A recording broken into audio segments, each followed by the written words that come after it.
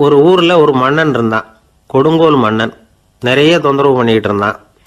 அவன் ஒரு தடவை என்ன பண்ணான் தெரியுமா? ஒரு தப்பும் பண்ணாத ஒரு இளைஞனை பிடிச்சி ஜெயிலில் அடைச்சுட்டான். அந்த பையனோட சொந்தக்காரங்கள்லாம் ராஜா கிட்ட போனாங்க.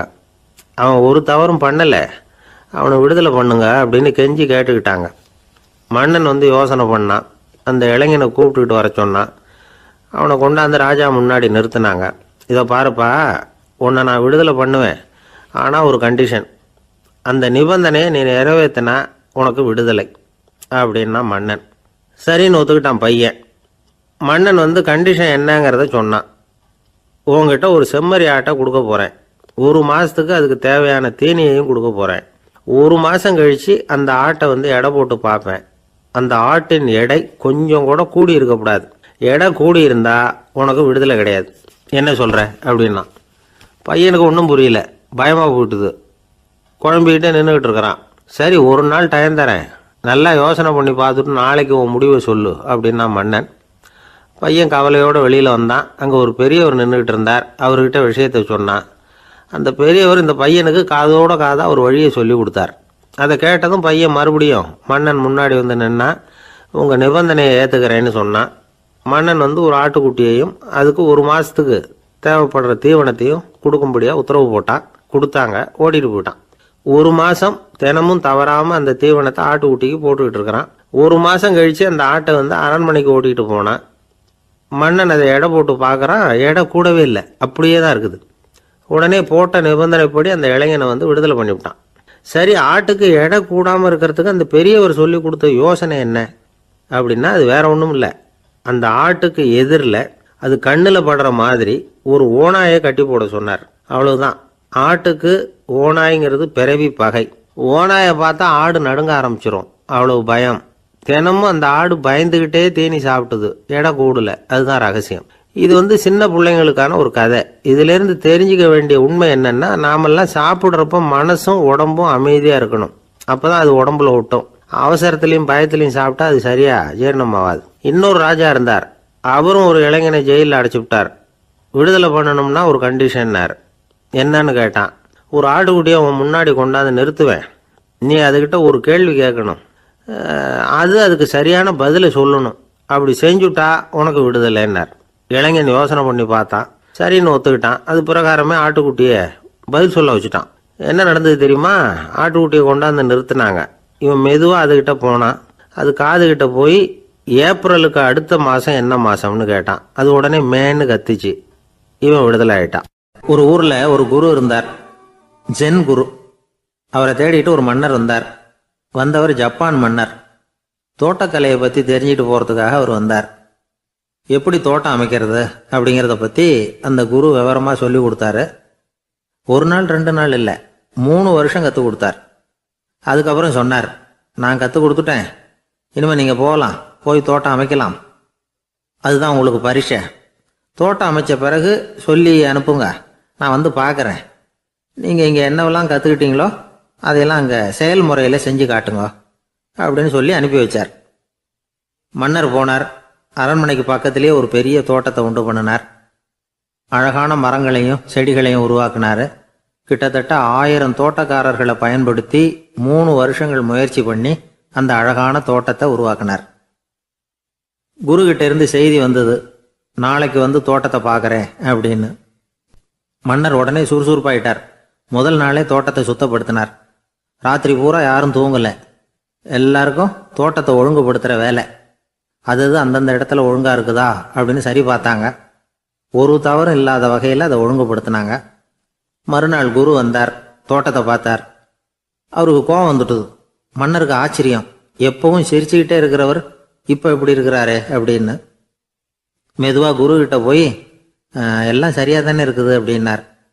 எல்லாம் சரிதான், ஆனாலும் எங்கே அந்த பொன்னிற காற்று அப்படின்னார். உதிர்ந்த இலைகள், பொன் மஞ்சள் நிற இலைகள் காற்றில் அப்படி புரண்டு ஓடுவதை நான் பார்க்க முடியவில்லையே அப்படின்னாராம். அது இல்லாமல் இந்த தோட்டம் உயிரோட்டம் உள்ளதா இருக்காது. இதில் பாடல் இல்லை, ஆடல் இல்லை, அதெல்லாம் இல்லாமல் இந்த தோட்டம் ரொம்பவும் செயற்கையாக தெரியுதேன்னாராம். மன்னர் இப்போதான் யோசனை பண்ணார். கீழே கிடந்த காஞ்சி போன இலைகள் மட்டும் இல்லை, மரத்தில் இருந்த காஞ்சி போன இலைகளையும் அப்புறப்படுத்தி சுத்தமாக வச்சிருக்கிறார். இறப்பும் வாழ்க்கையினுடைய ஒரு பகுதி தான். மரணம்ங்கிறது வாழ்க்கைக்கு எதிரானது அல்ல, அதை நிரப்பும் ஒரு பகுதி தான் அது. மரணம் இல்லையில் வாழ்க்கையே இல்லை அப்படிங்கிறது பெரியவங்க கருத்து. இப்ப அந்த தோட்டம் அழகா தான் இருக்குது, இருந்தாலும் அது ஒரு ஓவியம் மாதிரி உயிர் இல்லாமல் இருக்கு. குரு ஒரு வாளியை கையில எடுத்துக்கிட்டார், தோட்டத்தை விட்டு வெளியில போனார். ஏற்கனவே வீசி எறிந்த அந்த சருகுகளை எல்லாம் அள்ளி கொண்டுகிட்டு வந்தார். உள்ள எல்லா இடங்கள்லயும் அதை வீசினார். உடனே காத்து அந்த காய்ந்த சருகுகளையும் பழுத்த இலைகளையும் அசைக்க ஆரம்பிச்சுட்டுது. இப்போ அங்க சலசல சத்தம், சங்கீதம், இலைகளின் நடனம், ஓவியம் மாதிரி இருந்த அந்த தோட்டத்துக்கு இப்போ உயிர் வந்துட்டுது. இதுதான் அந்த பொன்னான காற்று அப்படின்னாராம் குரு. மன்னருக்கு புரிஞ்சுது. மிகப்பெரிய ஜென் கேள்வி ஒன்று உண்டு.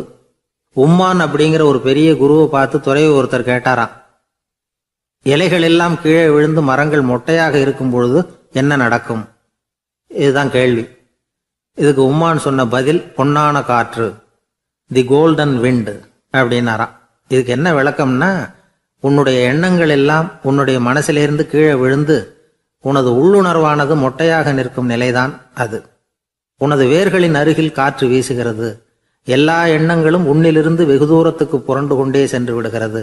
நீ அவற்றை கடந்து விட்டால் நீ அவைகளுக்கெல்லாம் மேலெழுந்து கீழே பார்ப்பவனைப் போல நிற்க ஆரம்பித்து விடுவாய். அதுதான் தியானம் என்பது அப்படின்னு சொல்றாங்க. தியானம்ங்கிறது எண்ணத்துக்கு எதிரானதில்லை. தியானம்ங்கிறது எண்ணங்களை கடந்து செல்வதுதான். அதுக்கப்புறம் நாம பொன்னிற காற்றுல ஆட ஆரம்பிச்சிருவோம்.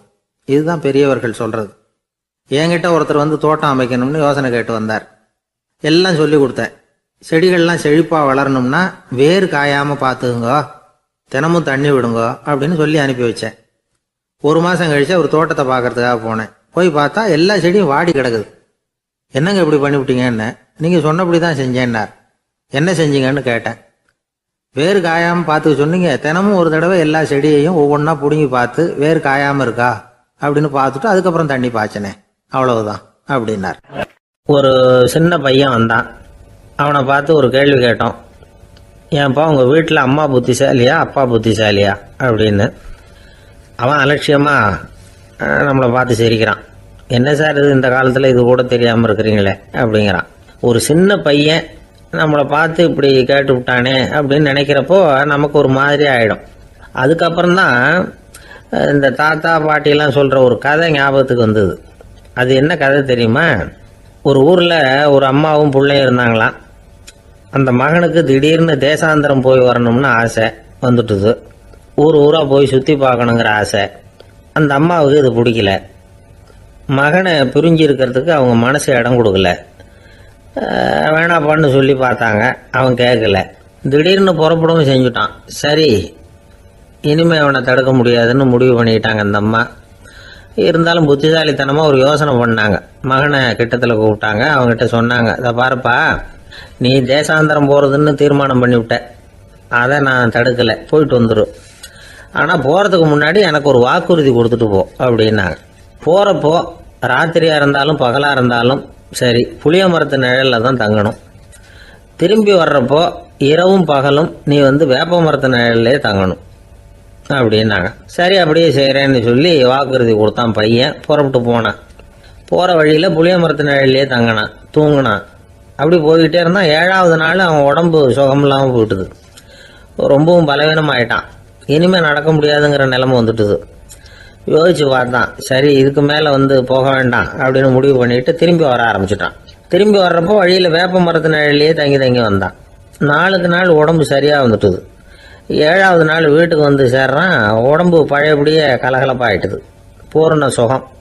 தேசாந்திரம் போன பையன் திரும்பி வந்துட்டானே அப்படின்னு அந்த அம்மா ஆச்சரியப்படலை. ஏன்னா அவங்களுக்கு தெரியும் இப்படி ஆகும்னு. பையன் சீக்கிரமாக திரும்பி வரணுங்கிறதுக்காக தான் அவங்க அந்த யோசனையை சொன்னாங்க. என்ன விஷயங்கிறதையும் அவங்களே சொன்னாங்க. மகனே, புளிய மரத்து நிழல் உடம்புக்கு உஷ்ணத்தை கொடுக்கும், சீக்கம் உண்டாக்கும். அதனால் நீ தொடர்ந்து புளிய மரத்து நிழலில் தங்கினாவே நோய்க்கு ஆளாயிட்ட. அதனால் பயணத்தை முடிச்சுக்கிட்டு திரும்பி வரணுங்கிற முடிவுக்கு வந்துட்ட. திரும்பி வர்றப்போ நீ தங்கினது வேப்ப மரத்து நிழல். அது உடம்புக்கு குளிர்ச்சியை தரக்கூடியது, நோயை தீர்க்கக்கூடியது. அதனால் சுகமாக வீட்டுக்கு சேர்ந்துட்ட. உன்னோட தேசாந்திர பயணத்தை தடுக்கிறதுக்காக தான் இப்படி பண்ணினேன் அப்படின்னாங்களாம் அந்த அம்மா.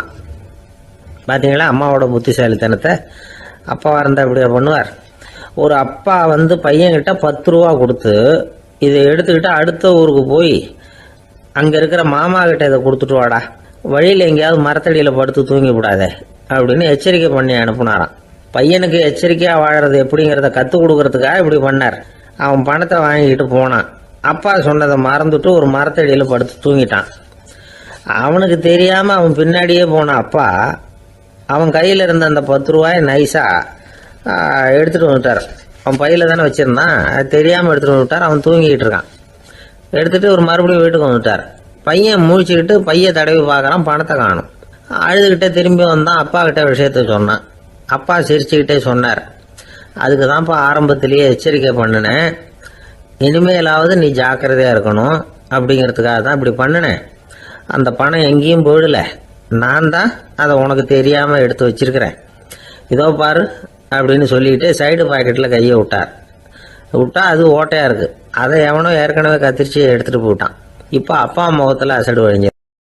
ஒரு அரசனும் அமைச்சரும் ஒரு நாள் ரொம்ப சாவகாசமாக பேசிக்கிட்டு இருந்தாங்களாம்.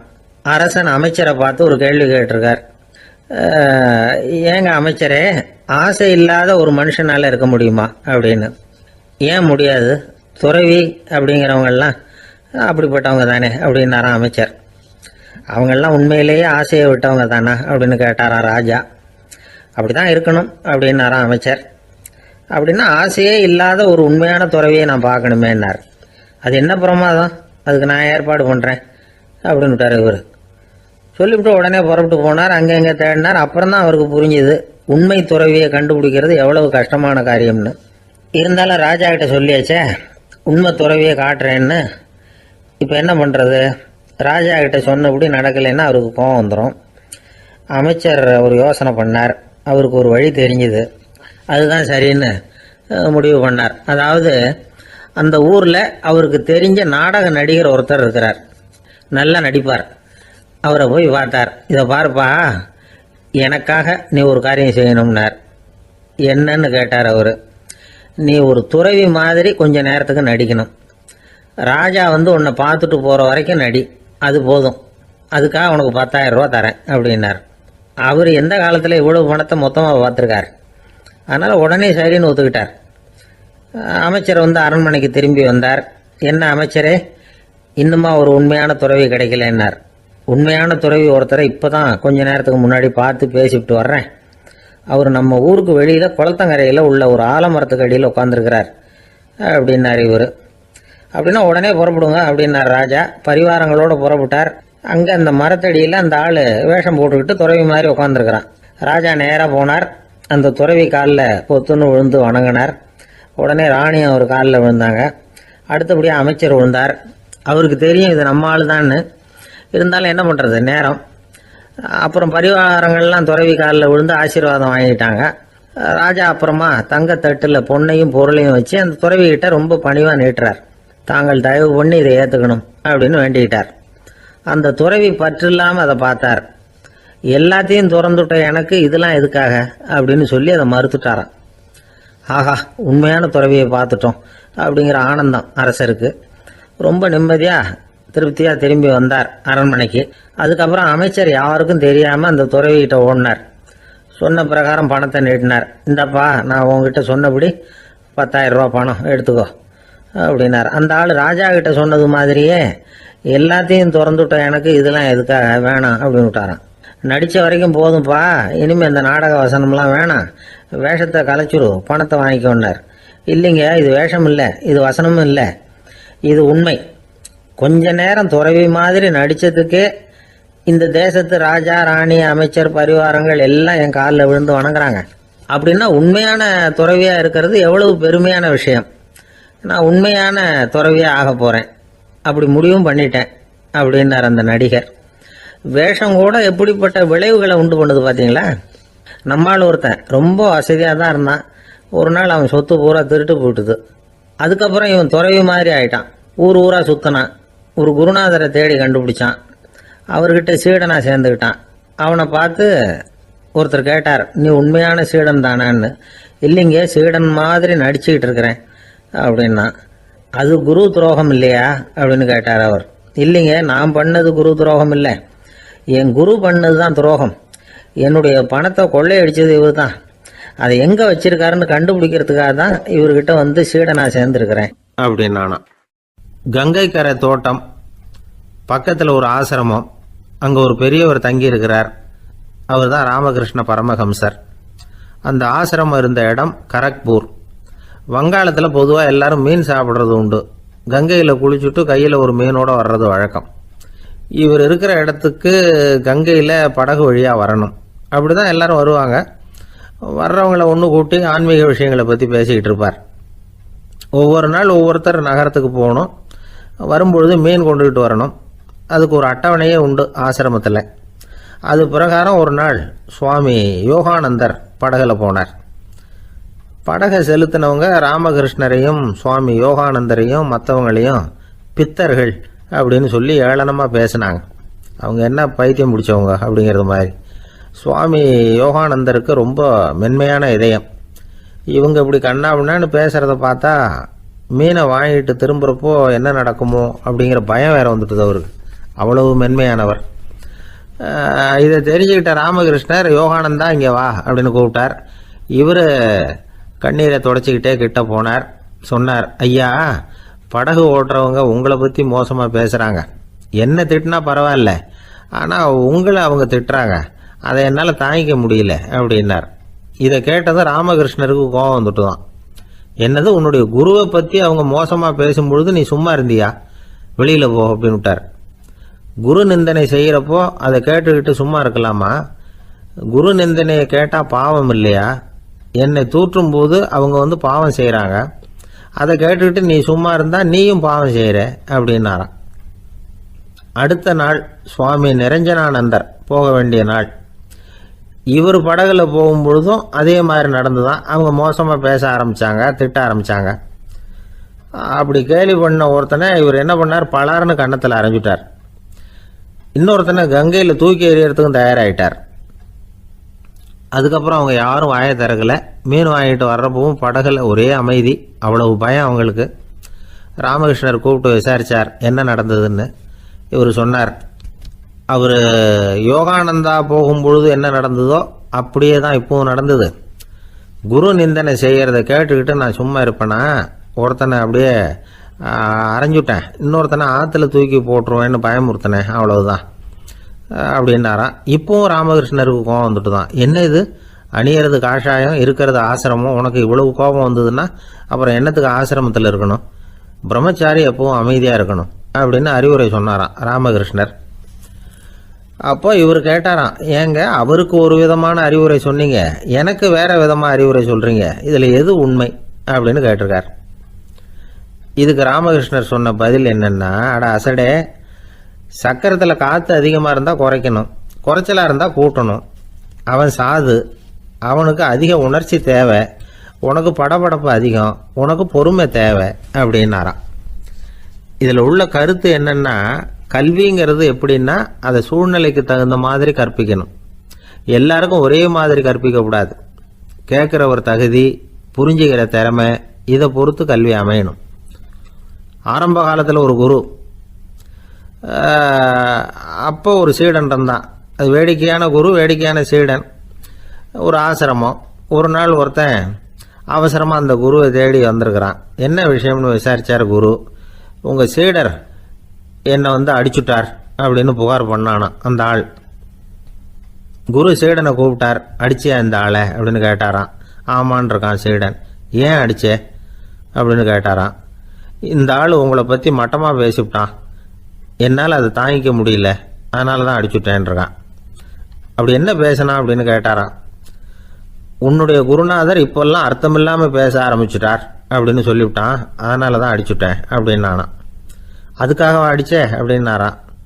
நான் அதுக்காக அடிக்கலை குருவே, இப்பெல்லாம் நீங்கள் அர்த்தம் இல்லாமல் பேசுகிறதாக அவன் சொல்கிறான், அப்படின்னா இதுவரைக்கும் நீங்கள் அர்த்தத்தோடு பேசினதாகத்தானே அர்த்தம், அது தப்பு தானே, அதனால தான் அடித்தேன் அப்படின்னு நானாம். ஒரு பெரியவர் உட்கார்ந்துருக்கிறார். அவரை சுற்றி அவருடைய தோழர்கள் உட்கார்ந்துருக்கிறாங்க. ஏதோ ஒரு முக்கியமான செய்தியை அவர் வந்து அவங்களுக்கு சொல்லிகிட்டு இருக்கிறார். அவங்களும் ஆர்வமாக கேட்டுக்கிட்டு இருக்கிறாங்க. இந்த சமயத்தில் யாரோ ஒரு ஆள் வேகமாக அங்கே வர்றார். வர்ற வேகத்திலேயே எனக்கு ஏதாவது உதவி செய்யுங்க அப்படின்னு கேட்டுக்கிட்டே வர்றார். கேட்கறது உதவி, ஆனால் குரல் வந்து மிரட்டுறது மாதிரி இருக்கு, அதட்டி கேட்கறது மாதிரி இருக்கு. இதை கேட்டதும் அந்த பெரியவர் ஆத்திரப்படலை, ஆனால் அவரை சுற்றி இருந்தவங்க ஆத்திரப்பட்டாங்க. இதை பெரியவர் கவனிச்சார். கொஞ்சம் அமைதியாக இருங்கன்னார். வந்தவரை கூப்பிட்டார். அவருக்கு சில பொருள்களை கொடுத்தார். என்னங்க இப்போ உங்களுக்கு மகிழ்ச்சி தானே அப்படின்னார். ஆ அப்படின்னு அலட்சியமா அவர் சொல்கிறார். நான் உங்களை நல்ல முறையில் நடத்தினேன்னா அப்படின்னு கேட்குறாரு அவர் மறுபடியும். அதெல்லாம் ஒன்றும் இல்லை அப்படின்னு சொல்லி அவர் சொல்லிகிட்டு இருக்கிறாரு. குரலில் வந்து கடுமை குறையில. சுற்றி இருந்தவங்களால இதை பொறுத்துக்க முடியல. கோபத்தோடு அவரை நோக்கி நெருங்க ஆரம்பித்தாங்க. பெரியவர் அவங்களையெல்லாம் தடுத்து நிறுத்தினார். வந்தவரை வாங்க என்னோட அப்படின்னு சொல்லி அழைச்சிட்டு போனார். வீட்டுக்கு போனார். அங்கே போனதும் இன்னும் சில பொருள்களை எடுத்து அவர்கிட்ட கொடுத்தார். இப்போ திருப்தி தானே, நான் உங்ககிட்ட நல்ல முறையில் நடந்துக்கிட்டேனா அப்படின்னார். அவர் முகம் இப்போ தான் கொஞ்சம் மலர்ந்தது. ரொம்ப நன்றி, இறைவன் வந்து உங்கள் குடும்பத்துக்கு எல்லா நன்மைகளையும் செய்வான் அப்படின்னு சொன்னார். இதே வார்த்தைகளை என்னுடைய தோழர்கள்கிட்டே வந்து சொல்லிட்டீங்கன்னா அவங்க கோபம் தணிஞ்சிரும், வர முடியுமான்னார். கண்டிப்பாக வர்றேன் அப்படின்னாரு. மறுநாள் காலையில் அந்த இடத்துக்கு வந்தார். அதே மாதிரி சொல்லிவிட்டு அவர் போயிட்டார். தோழர்கள்லாம் ரொம்ப வியப்போடு பெரியவரை பார்த்தாங்க. அந்த பெரியவர் தான் நபிகள் நாயகம். அவர் சொன்னார், ஒருத்தன் ரொம்ப ஆசையாக ஒரு ஒட்டகத்தை வளர்த்துக்கிட்டு வந்தான். ஒரு நாள் அந்த ஒட்டகம் வந்து கயத்தை அறுத்துக்கிட்டு ஓடி போயிட்டுது. அக்கம் பக்கத்தில் இருக்கிறவங்கெல்லாம் அந்த ஒட்டகத்தை பிடிக்கிறதுக்கு முயற்சி பண்ணாங்க. அதை துரத்திக்கிட்டு ஓடினாங்க. ஒட்டகம் வந்து தாறுமாறாக ஓட ஆரம்பிச்சுது. இந்த சமயத்தில் ஒட்டகத்தை வளர்த்தவன் அங்கே ஓடி வந்தான். நீங்கள் அதை ஒன்றும் செய்ய வேணாம், விட்டுருங்க, அதோட சுபாவம் எனக்கு நல்லா தெரியும், அதை சுலபமாக என்னோட வழிக்கு கொண்டுகிட்டு வந்துட முடியும், நான் பார்த்துக்கிறேன், விட்டுருங்கோ அப்படின்னா. எல்லாரும் விலைக்கு போயிட்டாங்க. இவன் என்ன செஞ்சான் தெரியுமா? கொஞ்சம் புல்லை கையில் எடுத்துக்கிட்டு அந்த ஒட்டகத்தை நெருங்கினான். அவ்வளவுதான். அது ஓடி வந்து இவன் காலடியில் உட்காந்துக்கிட்டது. செல்லமாக அதை அப்படியே தடவி கொடுத்தான். முதுகில் ஏறி உட்காந்துக்கிட்டான்.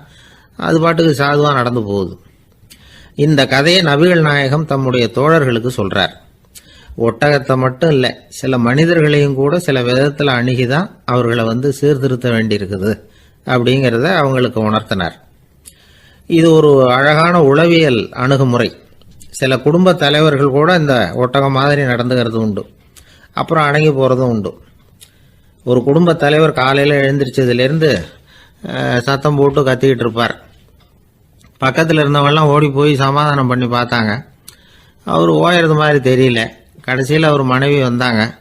நீங்கள் எல்லாம் விலைக்கு போயிடுங்க, அவர் சுபாவம் எனக்கு தெரியும், நான் பார்த்துக்கிறேன் அப்படின்னாங்க. சரின்னு எல்லாரும் போயிட்டாங்க.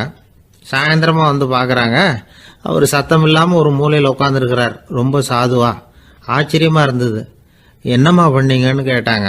அது ஒன்றும் இல்லைங்க, ஒரு வேளை சாப்பாட்டை நிறுத்தினேன், பட்னி போட்டேன், அவ்வளவுதான் அப்படின்னாங்க அந்த அம்மா. ஒரு ஆள் இருந்தான், நிறைய பணம் சம்பாதிச்சான்.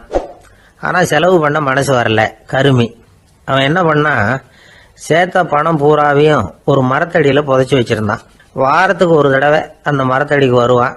புதைச்ச இடத்த ஆவலோடு பார்த்துக்கிட்டு இருப்பான். அதுக்கப்புறம் போயிடுவான். அவ்வளவுதான்.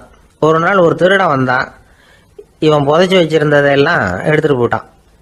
இது தெரிஞ்சு போச்சு. அந்த கருமி புலம்ப ஆரம்பிச்சிட்டான். இவன் புலம்பலை கேட்டதும் அக்கம் பக்கத்தில் இருந்தவங்கெல்லாம் ஓடி வந்தாங்க. என்ன விஷயம்னு விசாரித்தாங்க. இவன் சொன்னான். ஒரு பெரியவர் கேட்டார், ஏப்பா வாரம் வந்து இந்த இடத்த பார்க்குறதாக சொன்னியே, எப்போவாவது இதில் இருக்கிற பணத்தை எடுத்து செலவு பண்ணியிருக்கியா அப்படின்னு கேட்டார். நான் அப்பப்போ வந்து அதை பார்க்கறது தான் வழக்கம், அதை தொட்டதே இல்லைன்னு அவன். சரி அப்படின்னா இப்போவும் நீ அதே மாதிரி வாரம் ஒரு தடவை வந்து இந்த இடத்த பார்த்துட்டு போகலாமே அப்படின்னாராம் அந்த பெரியவர். அதுவும் சரிதானே, எவ்வளவு காலமானாலும் அவன் அந்த பணத்தை எடுத்து செலவு பண்ண போகிறதில்ல. அப்படி இருக்கிறப்ப உள்ளே பணம் இருந்தாலும் ஒன்று தான், இல்லாமல் போனாலும் ஒன்று தான். இதிலிருந்து என்ன புரியுதுன்னா, ஒருத்தர்கிட்ட இருக்கிற பணத்தை கொண்டு அவர் பணக்காரரா ஏழையா அப்படின்னு முடிவு செய்கிறது சரியில்லை. அந்த செல்வத்தை அனுபவிக்கிற திறன், பயன்படுத்துகிற திறன், அதை வச்சு தான் அவர் ஏழையா பணக்காரரா அப்படிங்கிறத நிர்ணயம் பண்ணணும். அதுதான் சரி. செலவு பண்ண தெரியாதவன் சேகரம் பண்ணிகிட்டே இருக்கிறதுனால என்ன பிரயோஜனம்? தலைமுடியே இல்லாதவன் தாராளமாக சீப்புகளை வாங்கி சேகரம் பண்ணுறது மாதிரி தானே இது. சில சமயம் செலவு பண்ண நாம் தயாராக இருந்தால் கூட அந்த செல்வம் நமக்கு பயன்படுறதில்ல. அரேபியாவில் ஒரு நகை வியாபாரி விலை உயர்ந்த முத்துக்களை எல்லாம் அவர் வச்சு வியாபாரம் பண்ணிக்கிட்டு இருந்தார். அவர் ஒரு சமயம் ஒரு பாலைவனம் வழியா போயிட்டு இருக்கிறார் ஒட்டகத்துல. அப்போ திடீர்னு கடுமையான புயல் வீச ஆரம்பிச்சுட்டுது. திசை தவறி இவர் எங்கேயோ வந்துட்டார். கூட வந்தவங்களையும் காணல, எங்க போனாங்களோ தெரியல. இவர் ரொம்ப பயந்து போய் அங்கேயும் எங்கேயுமா அலைஞ்சு திரியிறார். வழியே தெரியல. பசி கடுமையாயிட்டுது. ஒட்டகத்து முதுகுல ஒரு மூட்டை இருந்தது. அதை பிரிச்சு பார்த்தார். உள்ள ஏதாவது இருக்கான்னு தேடி பார்க்கறார். அது வரைக்கும் கண்ணில் தட்டுப்படாத அபூர்வமான ஒரு பை கண்ணில் பட்டுது. ஆஹா, அதில் ஏதாவது சாப்பிட்றதுக்கு இருக்கும் அப்படின்னு நினச்சி ஆவலாக அதை பிரித்து பார்க்குறார். அந்த பையில் விலை உயர்ந்த முத்துக்கள் நிறைய இருந்துதான். அப்போ தான் அவர் நினச்சாராம், விலை உயர்ந்த முத்துக்கள் கூட சாப்பிட்றதுக்கு உணவாக முடியாது அப்படிங்கிறத புரிஞ்சுக்கிட்டாராம். எந்த நேரத்தில் எது நமக்கு தேவையோ அது நமக்கு தாராளமாக கிடைக்கணும். அப்படி அது கிடைக்கிறதுக்கு நம்மக்கிட்ட இருக்கிற செல்வம் பயன்படணும். அது நமக்கும் பயன்படலாம், நம்ம மூலமாக அடுத்தவங்களுக்கும் பயன்படலாம். அதுதான் செல்வத்தின் பயன். ஒரு மரத்தடியில் ஒருத்தன் உட்காந்து அழுதுகிட்டு இருந்தான். அந்த பக்கமாக வந்த இன்னொருத்தன் ஏப்பா அழுதுகிட்டு இருக்கிறேன்னு கேட்டான். இந்த இடத்துல தான் பூமிக்கு அடியில் பணம் இருக்குது, புதைச்ச இடம் தெரியல, அதான் அழறேன் அப்படின்னா. நல்லா ஞாபகப்படுத்தி பாரு, எந்த இடத்துல புதைச்ச அப்படின்னு கேட்டான் இவன். அது எப்படி எனக்கு தெரியும், புதைச்சி வச்சிருக்கிறவன் நான் இல்லையே, எங்க எழுத்து வீட்டுக்காரன் அப்படின்னானா. பந்திக்கு முந்தர ஆசாமிகள் நம்மள பல பேர் உண்டு. அப்படி முந்தறதுக்கு கூட முயற்சி பண்றவங்க நிறைய பேர் இருக்கிறாங்க. இதுல என்ன ஒரு விஷயம்னா, பந்திக்கு முந்தறது கூட தப்பு இல்லை. ஆனா அப்படி ஒரு விருந்துல ஆளா போய் உட்காந்து சாப்பிட்டா கூட வெளியில வர்றப்ப என்ன பெரிய விருந்து வச்சுட்டான், சாம்பாரில் உப்பு இல்லை, ரசத்தில் காரம் இல்லை அப்படின்னு குறை சொல்லிகிட்டே வர்றது இருக்கு பாருங்க. அது சரியில்லை, நாகரிகமும் இல்லை. கல்யாண பத்திரிகையில் என்ன போட்டிருக்குது, என் பொண்ணுக்கும் இன்னார் பையனுக்கும் கல்யாணம், எல்லாரும் குடும்பத்தோடு வந்திருந்து மணமக்கள் வந்து ஆசீர்வதிக்கணும், இப்படி தானே போட்டிருக்கோம். குடும்பத்தோடு வந்து விருந்து சாப்பிட்டு சாப்பாடு எப்படி இருக்குன்னு அபிப்பிராயம் சொல்லிவிட்டு போங்க அப்படின்னா போட்டிருக்கு கல்யாண பத்திரிகையில். ஒருத்தர் வீட்டு விசேஷத்துக்கு போயிருக்கோம்னா எவ்வளவோ அசௌகரியங்கள் நமக்கு ஏற்படலாம். ஏராளமான கூட்டம் வந்திருக்கும். எல்லாரையும் அவங்க வந்து தனித்தனியாக கவனிச்சுக்கிட்டு இருக்க முடியாது. நாம தான் அனுசரித்து நடந்துக்கணும். நாமளாக போய் வாழ்த்த வேண்டியவங்களை வாழ்த்தி விட்டு வந்து சேரணும். அதை விட்டுட்டு பத்திரிக்கை கொடுத்தானேன்னு போனேன், கவனிப்பே சரியில்லை அப்படின்னு புலம்பிக்கிட்டு இருக்கக்கூடாது. ஒரு விருந்துக்கு போனால் அங்கே எப்படி நடந்துக்கணும் அப்படிங்கிறத பற்றி கூட அனுபவசாலிகள் சில விவரங்கள்லாம் சொல்லியிருக்கிறாங்க. இந்த காலத்தில் கல்யாணம், பிறந்த நாள், அது இதுன்னு நிறைய விருந்துகள் நடக்குது. அதெல்லாம் எதுக்காக? மனித உறவுகளை வளர்த்துக்கிறதுக்காக தான், வேற எதுக்கு? ஒரு விருந்துக்கு போனால் அமைதியாக பொறுமையாக போய் உட்காரணும். அடித்து பிடிச்சிக்கிட்டு இடத்த பிடிக்க போகிறேன் அப்படின்னு நிற்கக்கூடாது. முதல் பந்தி நடந்துக்கிட்டு இருந்தால் அது முடிஞ்சு இலை எடுத்து சுத்தம் பண்ணதுக்கு அப்புறம் போய் உட்கார்றது தான் நாகரீகம். இலை எடுக்கிறதுக்கு முன்னாடியே அங்கே போய் உட்காந்தா நல்லா இருக்காது. நீங்கள் சாப்பிட்டுட்டு உட்காந்துருக்கீங்களா, சாப்பிட்றதுக்கு உட்காந்துருக்கீங்களா, பார்க்குறவங்களுக்கு சந்தேகம் வந்துடும். அதே மாதிரி இலையில எல்லா ஐட்டமும் பரிமாறினதுக்கு அப்புறம் சாப்பிட ஆரம்பிக்கணும். ஒவ்வொரு ஐட்டமாக வைக்க வைக்க நாம் பாட்டுக்கு எடுத்து உள்ளே தள்ளிகிட்டே இருந்தோம்னா எதை வச்சோம் எதை வைக்கலன்னு பரிமாறினவரே குழம்பி போயிடுவார். ஏன்னா எப்போ பார்த்தாலும் இலை காலியாகவே இருக்கும்.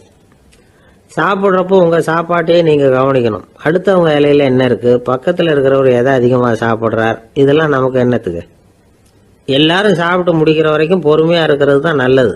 நீங்கள் மட்டும் திடீர்னு பாதியில் எழுந்திரிச்சு பக்கத்தில் இருக்கிறவங்களுக்கு சங்கடமாக இருக்குமேங்கிறதெல்லாம் யோசிக்காமல் நீங்கள் பாட்டு எழுந்திரிச்சு போகக்கூடாது. பக்கத்தில் உள்ளவங்க உங்களை எழுந்திரிக்க சொன்னால் எழுந்திரிச்சு போகலாம். விருந்துகளில் சாப்பாட்டை வீணாக்கிறதே ஒரு நாகரிகமாக போட்டுது இந்த காலத்தில்.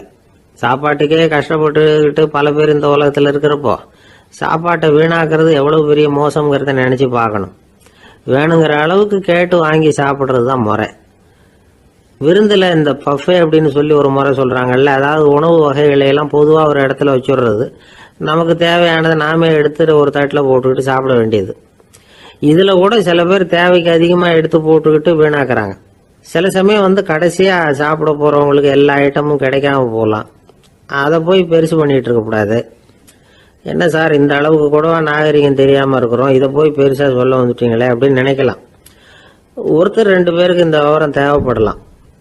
அவங்க காதலையும் இது விழட்டுமேங்கிறதுக்காக தான் இது. ஒரு பெரிய கல்யாண விருந்து நடந்துக்கிட்டு இருந்தது. விருந்து மண்டபத்து வாசலில் ஒருத்தர் நின்றுக்கிட்டு வர்றவங்களையெல்லாம் ரொம்ப மரியாதையாக வணங்கி உள்ளே அனுப்பி வச்சுக்கிட்டு இருந்தார். எப்படி தெரியுமா? வர்றவங்க கையெல்லாம் பிடிச்சி முத்தம் கொடுத்து அதுக்கப்புறம் உள்ள அனுப்பி வச்சுக்கிட்டு இருந்தாராம். கூட்டம்லாம் முடிஞ்சதுக்கு அப்புறம் அவர்கிட்ட போய் கேட்டிருக்கிறாங்க, சார் நானும் எவ்வளவோ விருந்துகளுக்கு போயிருக்கிறேன், இருந்தாலும் இவ்வளவு மரியாதையா வர்றவங்க கைக்கெல்லாம் முத்தம் கொடுத்து வரவேற்கிறத இங்கதான் பாக்குறேன் அப்படின்னு சொன்னாங்க. அதுக்கு அவர் சொன்னார், அட போங்க சார், நான் முத்தம் கொடுக்கல, முந்தின பந்திக்கு வந்து சாப்பிட்டவங்களே அடுத்த பந்திக்கும் வர்றாங்களான்னு மோந்து பார்த்து அனுப்பி வச்சுக்கிட்டு இருந்தேன் அப்படின்னார். ஒருத்தர் ரொம்ப அவசரமா வந்தார். சார் மனுஷன் நிம்மதியா இருக்கிறதுக்கு என்ன வழின்னு கேட்டார். சீக்கிரமா ஒரு கல்யாணத்தை பண்ணீங்க, எல்லாம் சரியா போடும் அப்படின்னோம். அவர் ஒரு மாதிரியா பார்த்தார்.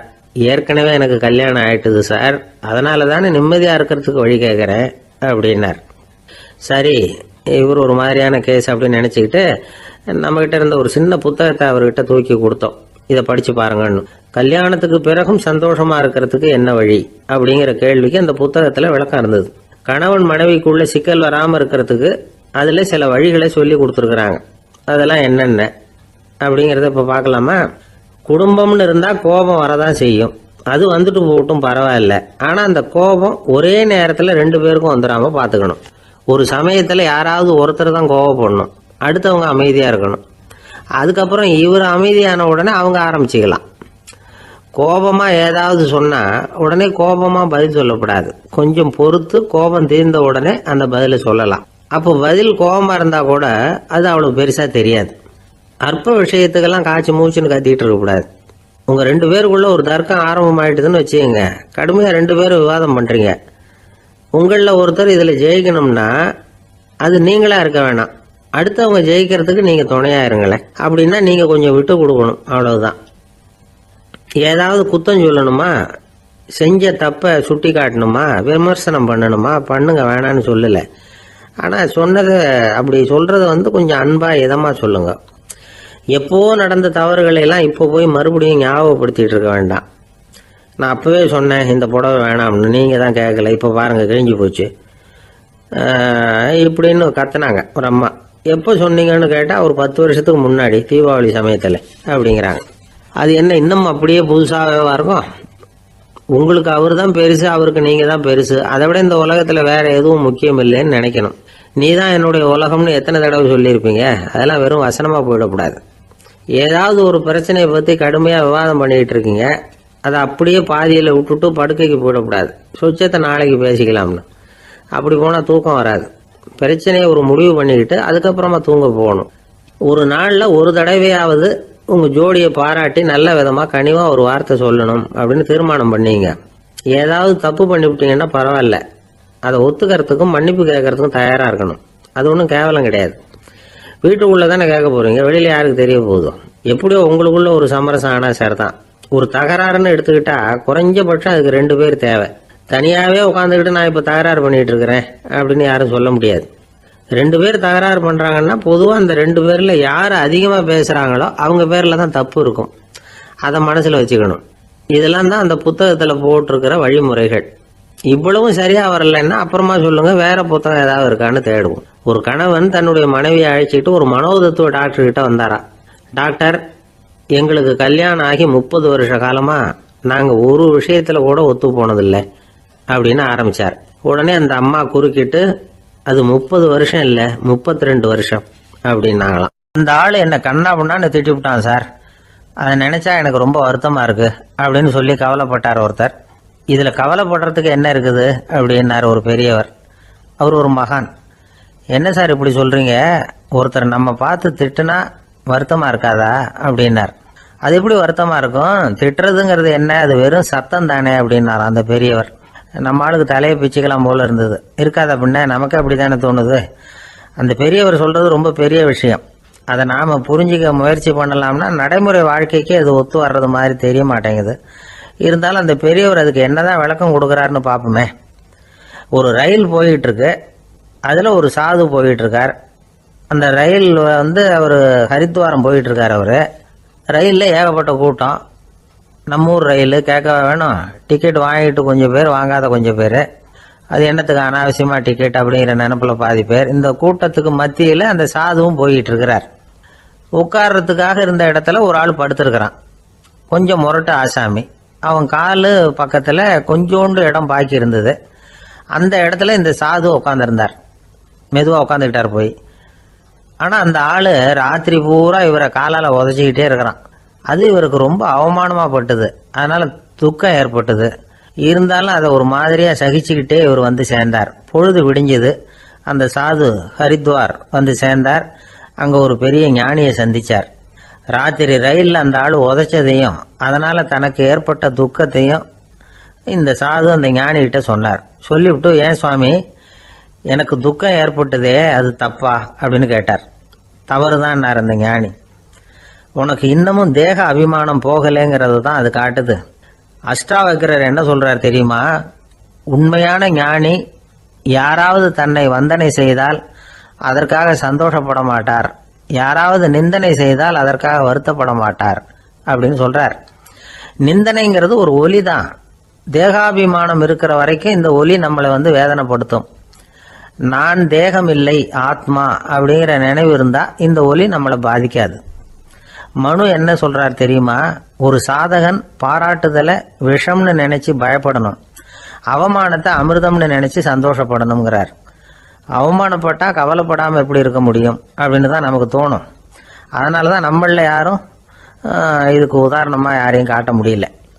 புத்தரையும் கபீரையும் உதாரணமாக காட்டுறாங்க. அவங்களுக்கெல்லாம் அவமானம் ஏற்பட்டப்போ கவலையே படலையாம். புத்தரை வந்து அவமானப்படுத்தணுங்கிறதுக்காக கௌசாம்பி ராணி ஒரு இளம் பெண்ணை கொலை பண்ணி சடலத்தை புத்தர் குடிசைக்கு முன்னாடி போட சொன்னார். போட்டாங்க. புத்தர் தான் அந்த பொண்ணை கெடுத்து கொலை பண்ணிவிட்டாருன்னு எல்லாரும் நினைச்சாங்க. ஆனால் புத்தர் இதை பற்றி கவலையே படலை. அப்புறமா உண்மை தெரிஞ்சதும் புத்தர் புகழ் இன்னும் அதிகமாயிட்டது. ஒரு பெரிய சபையில் ஒரு மோசமான பொண்ணு நுழைஞ்சு தனக்கும் கபீருக்கும் சம்பந்தம் உண்டுன்னு சொன்னா. கபீர் கவலைப்படலை. அவங்க மாதிரியெல்லாம் நாமளும் இருக்க கற்றுக்கணும். நிந்தனை, அபகீர்த்தி, அவமானம் எல்லாம் ஆண்டவன் கொடுக்கிற பிரசாதம்னு நினைக்கணும் அப்படின்னு சொல்றார் அந்த ஞானி. இதை கேட்ட இந்த காலத்து ஆசாமி ஒருத்தர், நான் கூட அப்படிதான் சார், யாராவது அவமானப்படுத்தினா கவலைப்பட மாட்டேன்.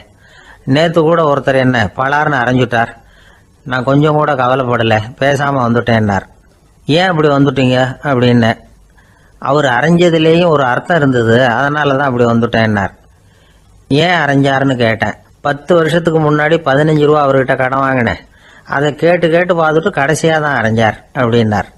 ஆண்டவனுடைய பிரசாதம் இவருக்கு அடிக்கடி கிடைக்கும் போல இருக்கு. சில பேரை இப்படி சொல்றது உண்டு, அடுத்தவங்களை அனுசரித்து நடந்துக்க தெரியல, அவன் என்ன சார் மனுஷன் அப்படிம்பாங்க. சக மனிதர்களோட எப்படி பழகிறது அப்படின்னு தெரியாததுனாலேயே பல பேர் இன்னைக்கு சங்கடப்பட்டுக்கிட்டு இருக்கிறாங்க. வசதி வாய்ப்பெல்லாம் சரியாக இருக்கும், ஆனால் வாழ்க்கை சரியாக இருக்காது. இன்னொருத்தர்கிட்ட எப்படி பேசுறது பழகிறதுங்கிறது தெரியாததுனால தான் இந்த அவஸ்தை. சரி, இந்த அவஸ்தை இல்லாமல் வாழறது எப்படி? இதுக்கு அனுபவசாலிகள் சில வழிமுறைகளை சொல்கிறாங்க. அதெல்லாம் என்னென்னங்கிறத இப்போ தெரிஞ்சுக்குவோம். முதல்ல நம்ம நாக்கு நம்ம கண்ட்ரோலில் இருக்கணும். வார்த்தைகளை வந்து கொட்டி விட்டு அதுக்கப்புறம் அள்ள முடியாமல் கிடந்து கஷ்டப்படக்கூடாது. எப்படி பேசுகிறோங்கிறதும் முக்கியம், பேசுகிறப்ப எப்படி முகத்தை வச்சிருக்கிறோங்கிறதும் முக்கியம். அன்பாக பேசினாலும் நல்லா இருக்கும். அப்படி பேசுகிறப்ப ஆதரவாக அவர் தோள் மேலே ஒரு கையை போட்டுக்கிட்டு பேசினா இன்னமும் நல்லா இருக்கும். 2வது விஷயம், இன்னொருத்தர்கிட்ட பேசுகிறப்போ வாக்குறுதிகளை அள்ளி வீசக்கூடாது. கொடுக்குற வாக்குறுதி குறைச்சலாக இருக்கணும். அப்படி கொடுத்த வாக்குறுதியை கண்டிப்பாக நிறைவேற்றணும். நாம் ஒருத்தரை பாராட்டுறோம் அல்லது அவரை பற்றி அபிப்பிராயம் சொல்கிறோம்னா அது ஆக்கப்பூர்வமாக இருக்கணும். நம்ம பாராட்டு அல்லது விமர்சனம் அடுத்தவருடைய முன்னேற்றத்துக்கு உதவுறது மாதிரி இருக்கணும். நாம் சொல்கிறத கேட்டுட்டு அவன் தலையில் கையை வச்சுட்டு உட்காந்துடக்கூடாது. எப்பவும் உற்சாகமாக இருக்கணும், முகம் மலர்ச்சியாக இருக்கணும். மனுஷன் இருந்தால் வருத்தம், கவலை, ஏமாற்றம் எல்லாம் இருக்க தான் செய்யும். அதெல்லாம் மனசில் இருக்கட்டும். அந்த வருத்தமும் கவலையும் ஏமாற்றமும் சேர்ந்துக்கிட்டு நம்ம முகத்தில் இருக்கிற மலர்ச்சியை மூடி மறைக்கிறதுக்கு நாம் இடம் கொடுத்துடக்கூடாது. எந்த விஷயத்தை பற்றி யாருக்கிட்ட பேசினாலும் வெளிப்படையாக பேசணும், திறந்த மனசோட பேசணும். மூடி மறைச்சி முன்னு மூங்கிக்கிட்டு இருக்கக்கூடாது. இன்னொருத்தர்கிட்ட பேசுகிறப்போ விவாதம் பண்ணுங்க, அது தப்பு இல்லை. ஆனால் வாதாடிக்கிட்டு இருக்கக்கூடாது. அதாவது என்ன சொல்கிறாங்கன்னா, டிஸ்கஸ் பண்ணலாம், ஆர்கியூ பண்ணக்கூடாதான். நம்மக்கிட்ட இருக்கிற நல்ல குணங்களை நாம் எடுத்து சொல்லிகிட்டு இருக்கக்கூடாது. அந்த நல்ல குணங்களே நம்மளை பற்றி எடுத்து சொல்லணும். அது மாதிரி நடந்துக்கணும். அதே மாதிரி அடுத்தவங்க கிட்ட உள்ள கெட்ட குணங்களை பற்றி அவசியம் இல்லாமல் நாம் பேச வேண்டியதில்லை.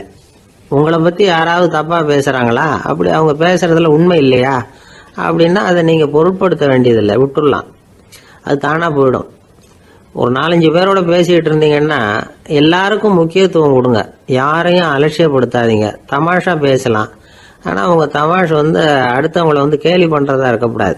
நமக்கு கிடைக்க வேண்டியது கிடைக்கலையே அப்படிங்கிற தவிப்பு நம்மக்கிட்ட இருக்கக்கூடாது, அது தேவையில்லை. உங்கள் செயல்பாடுகள் தெளிவாக இருக்கட்டும், பாராட்டு தானாக அவங்கள தேடிட்டு வரும்.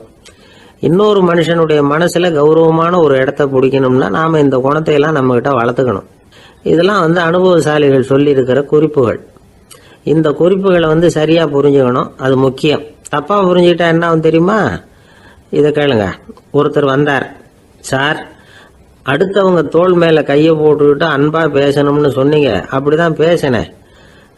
அவர் முதுகை கூட தட்டி கொடுத்தேன், என் வேலை போயிட்டுது சார், வீட்டுக்கு அனுப்பிச்சிட்டாங்க அப்படின்னார்.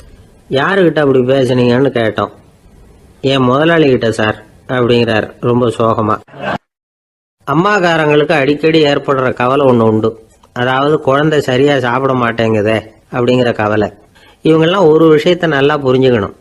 குழந்தைகள்ங்கிறவங்க பெரியவங்க மாதிரி இல்லை. அவங்க கடிகாரத்தில் மணியை பார்த்துட்டு சாப்பிட்றதுக்கு உட்கார்ற ரகம் கிடையாது. பசிச்சா சாப்பிடுவாங்க, இல்லைன்னா விளையாடுவாங்க அல்லது தூங்குவாங்க. அது புரியாம அவங்கள கட்டாயப்படுத்தி அல்லது மிரட்டி சாப்பிட வைக்கிறது ரொம்ப தப்பு.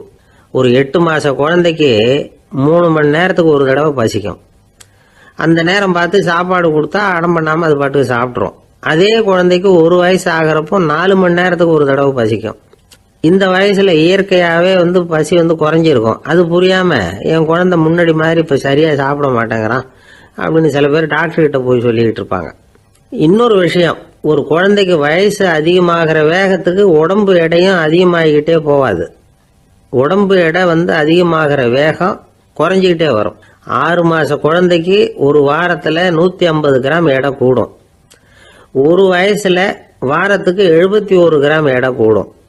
இது புரியாம அதிகமாக சாப்பாட்டை கொடுத்து குழந்தைய கஷ்டப்படுத்தக்கூடாது.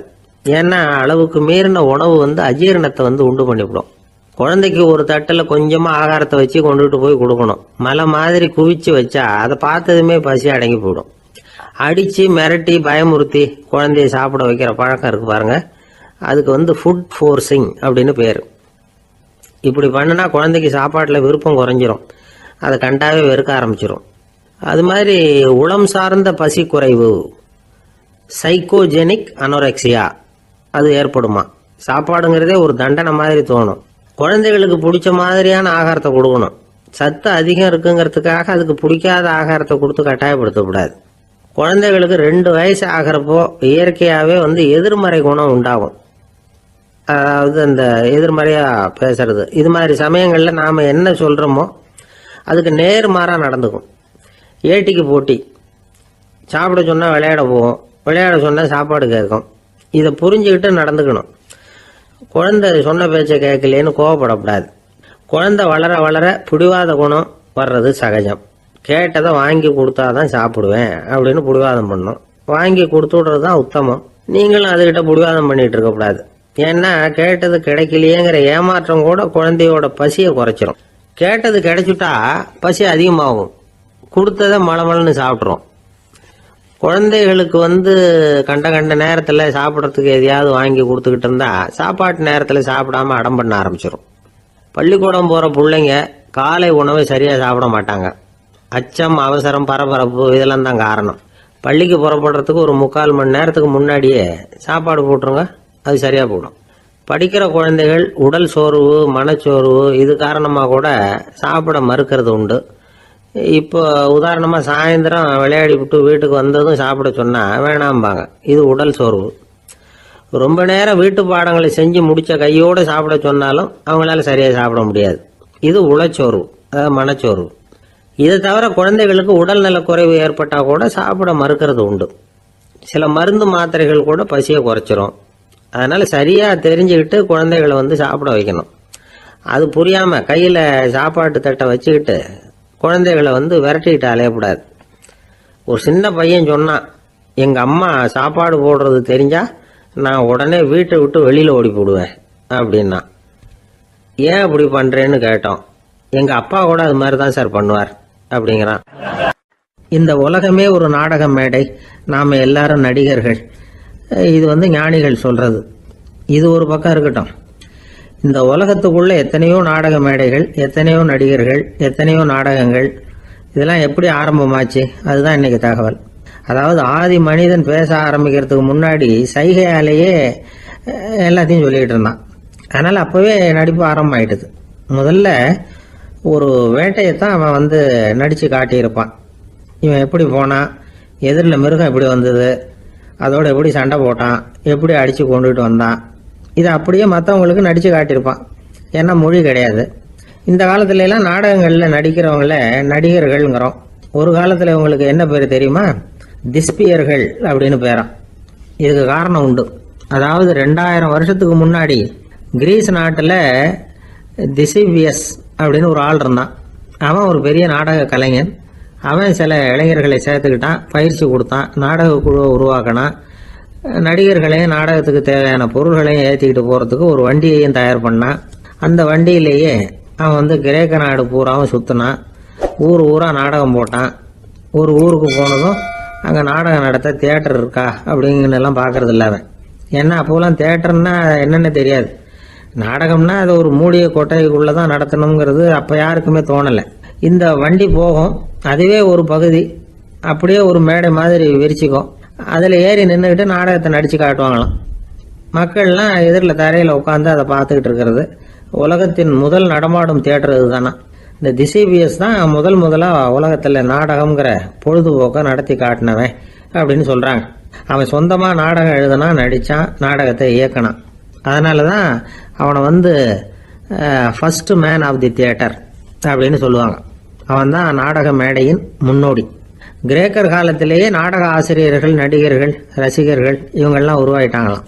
நாடகத்தின் சரித்திரத்தில் இந்த 3 பிரிவும் ரொம்ப முக்கியம். அதாவது கிரேக்க தியேட்டர்கள்லாம் திறந்த வெளி மேடைகள் தான். பெரும்பாலும் மலைச்சரிவுகள், அதுவே படிப்படியாக பண்ணியிருப்பாங்க. கீழே அரைவட்ட வடிவில் மேடை, அதுக்கு ஆர்கெஸ்ட்ரான்னு பேர். பிற்காலத்தில் இதில் உட்காந்து இசைக்குழுவினர் வாய்ச்சதுனால இசைக்குழுவுக்கே ஆர்கெஸ்ட்ராங்கிற பேர் வந்துட்டுது. இப்போ கிரேக்க தியேட்டர்களில் ஒன்று, அதோட காலம் கிமு 340. அதை இன்னமும் பாதுகாத்து வச்சிருக்கிறாங்களாம். எபிடாரஸ் அப்படிங்கிற இடத்துல அது இருக்குதான். இன்னமும் அந்த தியேட்டரை பயன்படுத்திக்கிட்டு வர்றாங்களாம். சிறந்த கிரேக்க நாடகங்கள்லாம் அங்கே நடிக்கிறாங்களாம். ஆரம்ப காலத்திலேயே கட்டணம் கிடையாது. அப்புறம் பின்னாடி தான் நுழைவு கட்டணம்லாம் அப்படியே வந்துட்டு தான். நடிகர்கள் பளபளப்பான ஆடைகள் உடுத்தியிருப்பாங்களாம். இந்த குதிகால் உயர்ந்த காலணிகள் போட்டிருப்பாங்களாம். இதெல்லாம் பழைய குறிப்புகள். பலவிதமான உருவங்களில் மாஸ்க் அப்படின்னு சொல்லப்படுற முகமூடி. அதனால் ஒரே நடிகர் பல வேடங்களில் நடிக்கிறது உண்டான். ஆரம்பத்தில் பெண் நடிகர்கள் கிடையாது, எல்லாம் ஆண் நடிகர்கள் தான். ரோமானியர்கள் தான் முதல் நிரந்தர நாடக மேடையை கட்டினவங்க. அதுதான் முதல் தியேட்டர். கிமு 1048 காலகட்டத்தில் பாம்பிங்கிற நகரத்தில் அதை கட்டியிருக்கிறாங்களாம். கிரேக்க ரோமானிய தியேட்டர்களின் அடிப்படையிலேயே இந்த இத்தாலிய வடிவ அமைப்பாளர்கள் இந்த குதிரை லாட வடிவில் ஒரு ஆடிட்டோரியத்தை உருவாக்கினாங்களாம். இப்படி அதை பற்றி நிறைய தகவல் இருக்குது. 1576 லண்டனில் இந்த வின்ஸ்பர்ரி, அப்புறம் இந்த பில்ட்ஸில், அப்புறம் ஜேம்ஸ் இப்படிங்கிற ஒரு முயற்சியால் தான் இங்கிலாந்தில் முதல் தியேட்டர் உருவாச்சான். அப்படி ஒருத்தர் இருந்தாராம். உலக நாடக மேடையின் வரலாறு இதுதான். அதாவது இப்பெல்லாம் அறிவியல் வளர்ச்சி அதிகமாயிட்டுது. திரைப்படம், தொலைக்காட்சி எல்லாம் வந்தாச்சு. ஒவ்வொரு வீடுமே ஒரு குட்டி தியேட்டர் மாதிரி ஆயிட்டுது. தொலைக்காட்சி முன்னாடி உட்காந்து எழுந்திருக்கவே மனசு வர்றதில்லை. ஒரு அம்மா ஒரு மனோதத்துவ டாக்டரை தேடிட்டு வந்தாங்களாம் இந்த காலத்தில். டாக்டர், எங்கள் வீட்டுக்காரர் எப்போ பார்த்தாலும் டிவி முன்னாடி உட்காந்துக்கிட்டு அதையே வெறிச்சு பார்த்துக்கிட்டு இருக்கிறார், உத்து பார்த்துக்கிட்டு இருக்கார், எனக்கு சந்தேகமாக இருக்குன்னாங்களாம். இது மனக்கோளாறு இல்லைங்க, ஆர்வ கோளாறு, அவ்வளவுதான், இதுக்காக பயப்படாதீங்கன்னாராம் டாக்டர். அப்படி இல்லை டாக்டர், டிவி ஓடும் பொழுது நாம் எல்லாம் அதை பார்க்குறோம், சரி, ஆனால் அவர் அப்படி இல்லை, டிவியை நிறுத்தினதுக்கு அப்புறமும் அதையே உத்து பார்த்துட்டு உட்காந்துருக்கிறார், அதனால தான் சந்தேகப்பட்டு உங்ககிட்ட வந்தேன் அப்படின்னாங்களாம். ஒரு இலக்கிய கூட்டம் ஏற்பாடு பண்ணியிருக்கிறோம், நீங்கள் அவசியம் அதில் பேசணும் அப்படின்னு கேட்டுக்கிட்டார் ஒருத்தர். வேணாங்க, 4 பேருக்கு முன்னாடி நிற்கிறதுனா எனக்கு ரொம்ப கூச்சமாக இருக்கும் அப்படின்னாரு இவர். ஏன் சார் இன்னமும் குழந்த மாதிரி கூச்சப்படுறீங்களே அப்படின்னார் அவர் ஒரு மாதிரியாக சமாளித்து அனுப்பி வச்சுட்டு அதுக்கப்புறம் அதை பற்றி இவர் யோசித்து பார்த்துருக்கார். சில நிபுணர்கள் எழுதியிருக்கிறத படித்தும் பார்த்துருக்கிறார். மனோதத்துவ நிபுணர்கள் என்ன சொல்கிறாங்க தெரியுமா? 10லேருந்து 20% குழந்தைகள் பிறக்கிறப்பவே கூச்ச சுபாவம் கொண்டதாக தான் இருக்குதான். ஒரு தாத்தா தன்னோட பேர பிள்ளைய ஆசையாக கூப்பிடுறார் விளையாட்டு காட்ட. அது அழுதுகிட்டு ஓடி போகுது. ஒரு அம்மா தன்னோட பிள்ளைய பள்ளிக்கூடத்தில் சேர்க்கறதுக்காக கூப்பிட்டுக்கிட்டு போகிறாங்க. அந்த புள்ள அம்மாவோட முந்தானையில் ஒளிஞ்சிக்கிட்டு வெளில வரமாட்டேங்குது. இவங்களெல்லாம் எப்படி சமாளிக்கிறது? குழந்தைகளோட கூச்ச சுபாவத்தை போக்குறது எப்படி? இதுக்கு நிபுணர்கள் சில யோசனைகளை சொல்லியிருக்கிறாங்க. மற்றவங்களுக்கு முன்னாடி என் பையனுக்கு கூச்சம் ரொம்ப அதிகம் சார், மற்றவங்க பார்த்தா ரொம்ப வெக்கப்படுறான், இப்படி சொல்கிற அப்பாக்கள் உண்டு. என் பையன் புது மனுஷால பார்த்தா அட்டையாக ஒட்டிக்குவான் சார் அப்படின்னு சொல்கிற அப்பாக்களும் உண்டு. இப்படிலாம் குழந்தைகளுக்கு முத்திரை குத்துறது ரொம்ப தப்பான். புதுசாக யாராவது வீட்டுக்கு வந்தால் குழந்தை தானாக தன்னோட கூச்சத்தையும் பயத்தையும் போக்கிக்கிட்டு சகஜமாக மாறி வர்றதுக்கு வாய்ப்பு கொடுக்கணுமா. ஒரு கூட்டத்துக்கோ அல்லது சொந்தக்காரங்க கல்யாணத்துக்கோ குழந்தைய அழைச்சிட்டு போகிறீங்க, அங்கே போய் கட்டாயப்படுத்தி குழந்தைய மற்றவங்க கிட்ட பேச சொல்லக்கூடாது. சில சமயம் குழந்தை தானாக தன்னுடைய கூச்ச சுபாவத்தை விட்டு பேசுறதுக்கு முன் வந்தால் அதை பாராட்டணும். குழந்தை கலகலப்பு இல்லாமல் மௌனமாக இருந்ததுன்னா அதையும் கண்டுக்கக்கூடாது. குழந்தை பேச ஆரம்பித்தா அதை ஆர்வத்தோடு கவனிக்க தெரியணும். கலந்து உரையாடுற பழக்கத்தை வீட்லேயே ஆரம்பிக்கலாம். கேட்டதுக்கு பதில் சொல் அப்படின்னு நீங்கள் அதிகாரம் பண்ணிகிட்டு இருக்கக்கூடாது. அது குழந்தைக்கு பேசுகிற சந்தர்ப்பத்தை குறைச்சிருமா. இப்போ நாம் அதிகாரம் பண்ணால் கேலி செய்கிற பழக்கம் குழந்தைகளை ரொம்ப பாதிச்சிருமா. பெரியவங்களானதுக்கு அப்புறமும் சில பேர் கூச்சத்தோடவும் பயத்தோடவும் இருக்கிறதுக்கு இதுதான் காரணம். சின்ன வயசில் அவங்கெல்லாம் ஏதாவது கேலிக்கு ஆளாகி இருப்பாங்க. ரெண்டாவது குழந்தை மூத்த குழந்தைய கேலிக்கு ஆளாகிற சந்தர்ப்பங்களை கண்டு கேலி பண்ணினா அது இளம் நெஞ்சங்களை விட்டு நீங்கிறதே இல்லையா. எப்பவும் குழந்தையோட நடை உடை பாவனைகளை பற்றி சொல்லிக்கிட்டே இருக்கக்கூடாதான். அதுவே கூச்ச சுபாவத்தை கொண்டுட்டு வந்துருமா. அப்பா எங்கேன்னு யாராவது கேட்டால் இது மாதிரி இன்ன காரியத்துக்காக வெளியில் போயிருக்கார், இத்தனை மணிக்கு திரும்பி வருவார் அப்படின்னு சொல்கிற அளவுக்கு குழந்தைகளை பழக்கப்படுத்தி வைக்கணும். ஃபோன்லேயே யாராவது விசாரித்தா கூட இது மாதிரி பதில் சொல்லு அப்படின்னு சொல்லணும். சின்ன சின்ன மீட்டிங்கில் 4 வார்த்தை பேச தயார் பண்ணலாம். ஒரு கடையிலையோ அல்லது ஹோட்டல்லையோ ஏதாவது விவரம் கேட்கணும்னா உங்கள் குழந்தைய தைரியமாக அனுப்புங்க. குழந்தைகள் பணிவாகவும் பொறுமையாகவும் விவரம் கேட்குறப்போ கூச்ச சுபாவம் தானாக போயிடும். சின்ன வயசுலேயே இப்படிலாம் பழக்கப்படுத்தினாதான் வருங்காலத்தில் தைரியமாக இந்த சமுதாயத்தில் வாழ முடியும். இல்லைன்னா 60 வயசுலேயும் அடுப்பங்கரையை விட்டு வெளில வர்றதுக்கு கூச்சப்பட்டுக்கிட்டு தான் இருக்க வேண்டியிருக்கும். இந்த காலத்து பிள்ளைங்க எவ்வளவோ பரவாயில்ல, எதுக்கும் தயங்குறதில்ல, கூச்சப்படுறதில்ல. ஒரு அம்மா அடுப்பங்கரையிலேருந்து சத்தம் போட்டாங்க, டேய் ராமு, தயவு பண்ணி அந்த டிவியை நிறுத்துறா, அந்த பெண்ணோட குரல் மகா மோசம், அடுப்பங்கரையில் இருக்கிற என்னாலேயே அதை சகிச்சிக்க முடியல அப்படின்னாங்களாம். உடனே பையன் கொஞ்சம் கூட தயங்காமல் பதில் சொல்கிறான், அம்மா இந்த குரல் டிவியிலேருந்து வரல, எழுத்த விட்டு மாமி தான் இங்கே வந்திருக்கிறாங்க, அவங்க தான் இப்போ என்னோட பேசிக்கிட்டு இருக்கிறாங்க அப்படின்னு. நான் ஒரு பல்கலைக்கழகம், அங்கே ஒரு இலக்கிய பேராசிரியர், அவர் பாடம் நடத்திக்கிட்டு இருந்தார். ராபர்ட் ப்ரௌனிங் எழுதிய கவிதைகளை பற்றி சொல்லிகிட்டு இருக்கிறார். மாணவர்களும் ரொம்ப அக்கறையாக அதை கேட்டுக்கிட்டு இருக்கிறாங்க. ஒரு குறிப்பிட்ட கவிதையை பற்றி சொல்லும் பொழுது அந்த பேராசிரியருக்கே ஒரு சந்தேகம், அதாவது அந்த கவிதையின் சரியான அர்த்தம் என்னங்கிறதுல சந்தேகம். பேராசிரியர் யோசனை பண்ணார், அந்த கவிதையை முழுசாக புரிஞ்சிக்க முடியல. அதனால் மாணவர்களை பார்த்து சொன்னார், மாணவர்களே ஒரு நாள் பொறுத்துங்க, இந்த கவிதையை எழுதின கவிஞர் எங்கள் வீட்டுக்கு பக்கத்தில் தான் இருக்கிறார். இன்னைக்கு சாயந்தரம் நான் அவரை நேரிலேயே போய் பார்க்குறேன், பார்த்து இதுக்கு என்னங்க அர்த்தம்னு கேட்டுட்டு வந்துடுறேன், அதுக்கப்புறம் உங்ககிட்ட சொல்கிறேன் அப்படின்னாரா. அன்னைக்கு சாயந்தரமே அந்த பேராசிரியர் கவிஞரை தேடிக்கிட்டு போயிட்டார். கவிஞர் அவங்க வீட்டில் அவர் பாட்டு உட்காந்துருந்தாராம். இவர் போய் அவர் முன்னாடி உட்காந்தார். அப்புறம் கேட்டார், ஐயா அந்த கவிதையின் முழு பொருள் என்னன்னு தெரிஞ்சுட்டு போகிறதுக்காக வந்திருக்கிறேன் அப்படின்னாராம். எந்த கவிதை அப்படின்னாராம் அவர். இவர் அந்த கவிதையை சொல்லியிருக்கார். கவிஞர் கொஞ்சம் யோசனை பண்ணிவிட்டு அப்புறம் சொன்னாராம், பேராசிரியரே நீங்கள் கொஞ்சம் தாமதமாக வந்துட்டீங்கன்னாராம். இவருக்கு ஒன்றும் புரியல. நீங்கள் என்ன சொல்கிறீங்க, நான் தாமதமாக வந்துட்டேன்னா? நீங்கள் தான் உயிரோடு இருக்கிறீங்களே, அப்படி இருக்கும்பொழுது நான் தாமதமாக வந்துட்டேன்னா அது எப்படி அப்படின்னு இவர் குழம்பி இருக்கிறார். இப்போ கவிஞர் சொன்னாராம், ஐயா நான் உயிரோடு இருக்கிறேன்னா இல்லையாங்கிறது முக்கியம் இல்லை, நான் அந்த கவிதை வரிகளை எழுதினப்போ 2 பேருக்கு அதோட அர்த்தம் தெரிஞ்சிருந்தது, இப்போ ஒரே ஒருத்தருக்கு தான் அதோட அர்த்தம் தெரியும் அப்படின்னாராம். பேராசிரியர் யோசனை பண்ணியிருக்கார். அப்படின்னா அந்த ஒருத்தர் கவிஞர் ராபர்ட் ப்ரௌனிங்கை தவிர வேற யாரா இருக்க முடியும்?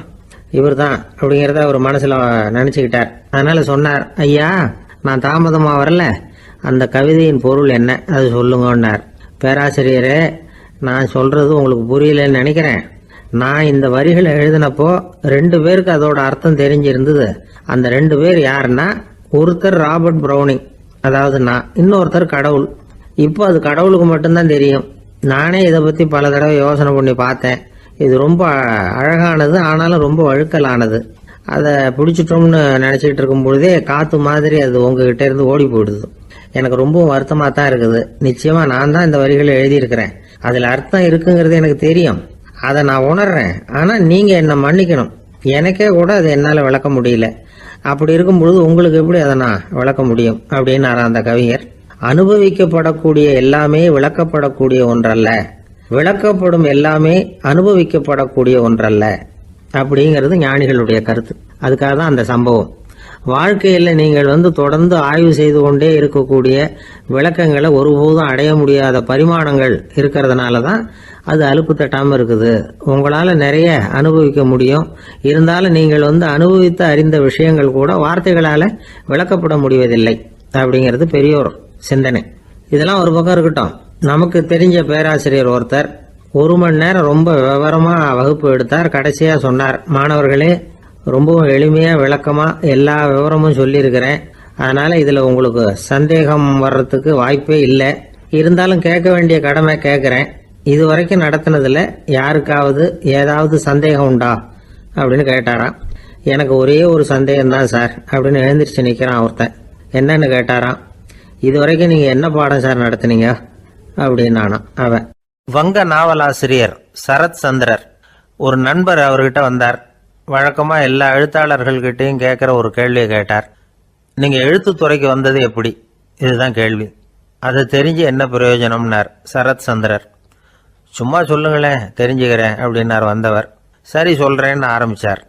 நான் ரங்கூன்ல வேலை பார்த்துக்கிட்டு இருந்தேன். சம்பளம் பத்தல. வேலையும் பார்த்துக்கிட்டு ஒரு பலசரக்கு கடை வைக்கலாம்னு நினைச்சேன். என்னால் மளிகை கடை வச்சு சரியாக நடத்த முடியுமாங்கிற சந்தேகம் என் மனைவிக்கு.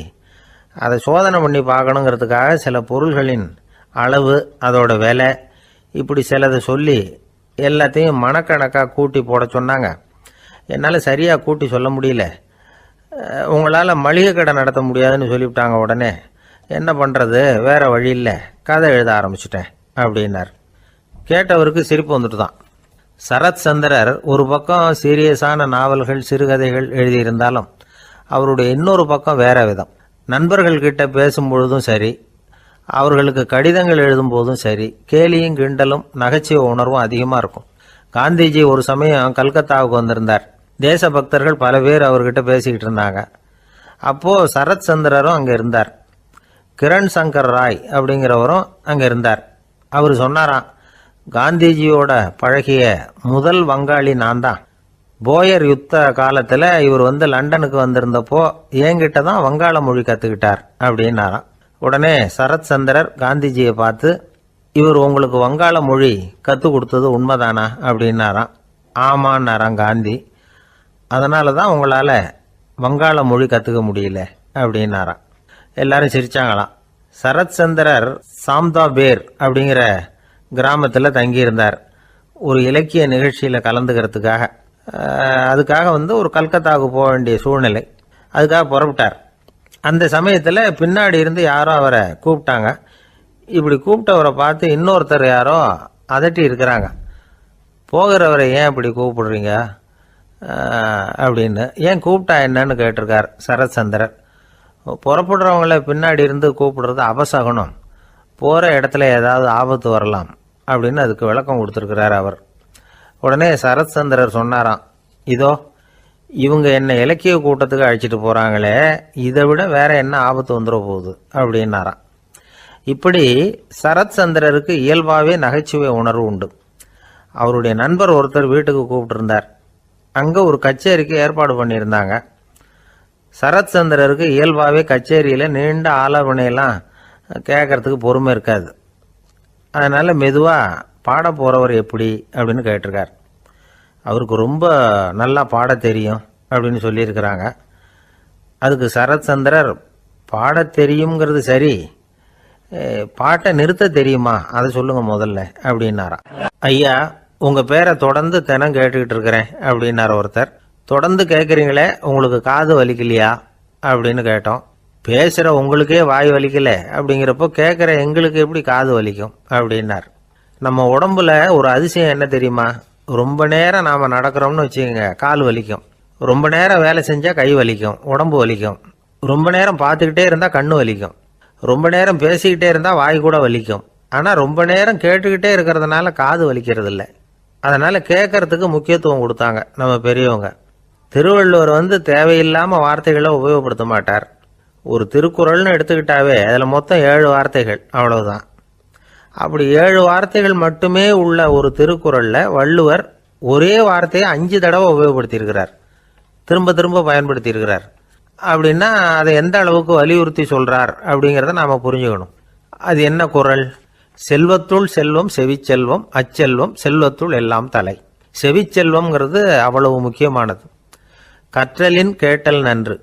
அதிகம் கேட்கணுங்கிறதுக்காகத்தான் எவ்வளவு கேட்டாலும் காது வலிக்கிறது இல்லை. குறைச்சலாக பேசணும், அதிகமாக கேட்கணும். இன்னொரு விஷயம் கவனிங்க, நம்ம உடம்புல கண்ணுக்கு மூடி இருக்குது, எதையாவது நாம் பார்க்க விரும்பலைன்னா உடனே கண்ணை மூடிக்கலாம். நம்ம வாய்க்கு மூடி இருக்குது, பேச விருப்பம் இல்லையா, வாய் மூடிக்கலாம். மூக்குக்கு கூட மூடிக்கிற வசதி இருக்குது, எதையாவது முகர விருப்பம் இல்லையா, மூச்சை அடக்கிக்கலாம். ஆனால் பாருங்கள், காதுக்கு மூடி கிடையாது, அதை கையால் தான் மூட முடியும். யார் என்ன சொன்னாலும் அது நல்லதோ கெட்டதோ காதில் விழுந்துக்கிட்டு தான் இருக்கும். அறிவு தான் நல்ல விஷயங்களை எடுத்துக்கிட்டு கெட்ட விஷயங்களை விட்டுடணும். நல்ல கருத்துக்கள் நம்ம காதில் நிறைய விழுந்துக்கிட்டே இருக்கணும். அதை கேட்டு நாம் நல்லபடியாக வாழணுங்கிறது தான் படைப்பின் விருப்பம். ஆன்மீகவாதிகள் கூட ஒன்று சொல்லுவாங்க, அதாவது ஆன்மீக பாதையில் நீங்கள் முன்னேறணும்னா முதல்ல சிரவணம் செய்யணும்பாங்க. அதாவது பெரியவங்க சொல்கிற நல்ல கருத்துக்களை கேட்கணும் அப்படின்னு அதுக்கு அர்த்தம். அதனால் யார் நல்ல கருத்துக்களை சொன்னாலும் அதை காது கொடுத்து கேளுங்க. இவ்வளவு கருத்துக்களையும் நம்ம நேயர் ஒருத்தர்கிட்ட சொல்லிகிட்டு இருந்தோம். அவரும் சரி சரின்னு தலையாடிக்கிட்டே இருந்தார். அப்புறம் சொன்னார், நீங்கள் சொல்கிறது சரிதான் சார், காதுக்கு மூடி இல்லைங்கிறது ரொம்ப சரி. அதனால தான் உங்கள் தகவல் கூட நாங்கள் விரும்புகிறோமோ இல்லையோ தினம் காதில் விழுந்துக்கிட்டு இருக்குது அப்படின்னார். எங்களுக்கு ரொம்ப பெருமையாக இருந்தது. அப்படியா அப்படின்னோம். ஆனாலும் என்ன மாதிரி சில பேர் நீங்கள் தகவல் சொல்கிற சமயத்தில் காதில் மூடி இல்லையேன்னு சொல்லி கவலைப்படுறதில்ல சார் அப்படின்னார்.